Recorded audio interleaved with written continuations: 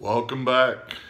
Once again, my name is Curtis Klein, and I'm reading my book I wrote, Thoughts on Creation, one chapter at a time with expanded explanations as it comes to me. I think this is important information, and that's why I'm doing this. If you want to buy the book, it's available at Amazon or find booksellers near you. But I'm going to read it to you, so just keep tuning in, and we'll do that. So, without further ado, we're up to Chapter 8 in Thoughts on Creation. The title of this chapter is My Relationship with Creation. There are infinite levels of existence, as many levels of existence as there are vibratory rates to infinity. For example, if you have 1 cycle per second, 2 cycles per second, 3 cycles per second to infinity, there is a level of existence at each cycle and many levels of awareness in each level of existence. We are put at this particular level of existence because when we arrive at the physical level, birth, we rapidly forget our connection with creation. It's as though all the distractions of being born, learning to work our physical body, and countless other distractors puts a wall between us and creation. We quickly lose awareness of our connection with creation. However, this is an illusion. It is a physical impossibility that we could ever be disconnected from creation because we are children of creation. I'm a manifestation of creation because I am physically made up of the stuff of creation. Consider that just because we are on a physical plane of existence and that most of the time we are not thinking about creation, this does not disconnect me from creation. It is creation that keeps everything vibrating. It is creation that keeps us breathing, hearts beating, and digestion working, and so on. It is creation that provides for all our needs all the time. Creation wants us to be happy, grow, learn, evolve, and become creators ourselves.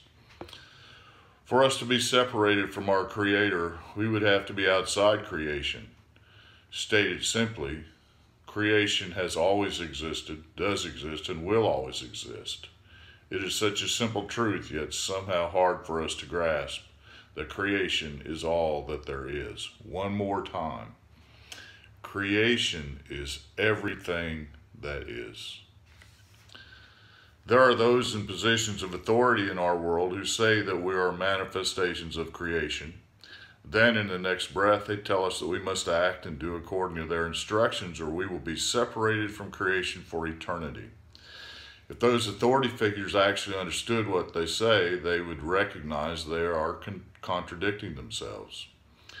It is exactly their first statement that we are all manifestations of creation, made from the stuff of creation, which keeps us from ever being disconnected from creation. Any statement or idea contrary to that is false. Anyone who would say such a thing needs to get their money back from whoever taught them about creation, because they really don't understand what they're saying.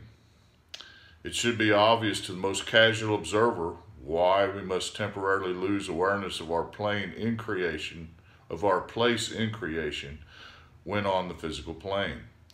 Unlike when we exist in non-physical form, where we have direct awareness of creation, which enables us to understand everything, when we are on the physical plane and lose our aware connection to the whole of creation, it empowers us to experience, learn, and create here on the physical that is not found in non-physical levels of existence. Here we don't already know the answer to everything because of our direct awareness with creation. On this level of existence, when we ask a question, we have to figure it out. This forces us to develop and use our creative power and free will to manifest the things we want. It also allows us the freedom and the responsibility to learn how to create our lives on this plane of existence. We will develop all of the tools it takes to be powerful creators. Our challenge and goal on the physical plane is to reestablish our intimate relationship to creation here and to take control of our existence on this physical plane. Our thoughts are our tools for this work. our thoughts are energy. The power of a clear, well-defined thought sent out into creation with emotional drive is limitless. I'm going to sneeze. Excuse me. Emotions are what propel our thoughts out into creation. The emotion of being desperate and needing assistance, for example, has much more power going out in creation than saying without emotion, "Gee, I sure wish somebody would save me." The E in emotion is the energy that gives power to our creating. More energy means faster, more powerful manifesting of our requests on this physical plane of existence.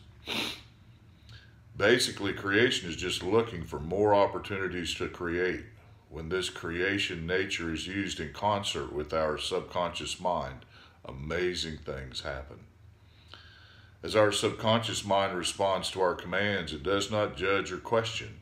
Subconscious mind is totally trusting of our conscious mind. If we state that we want or need something, no matter how foolish, subconscious mind does not judge. It assumes we know what we want and why we are asking for it. All of us, especially new manifestors, need to choose wisely. This means using the tools of free will, discipline, and awareness that we have developed through meditation. By exercising our abilities to focus and discipline ourselves, we learn to become aware of our thoughts and what we're creating. When we have become adept at that, then we can focus our thoughts and send out a well-defined thought with powerful emotion behind it into the universe. The subconscious constantly works in the universe, making our desires known, and creation tries to fulfill our request.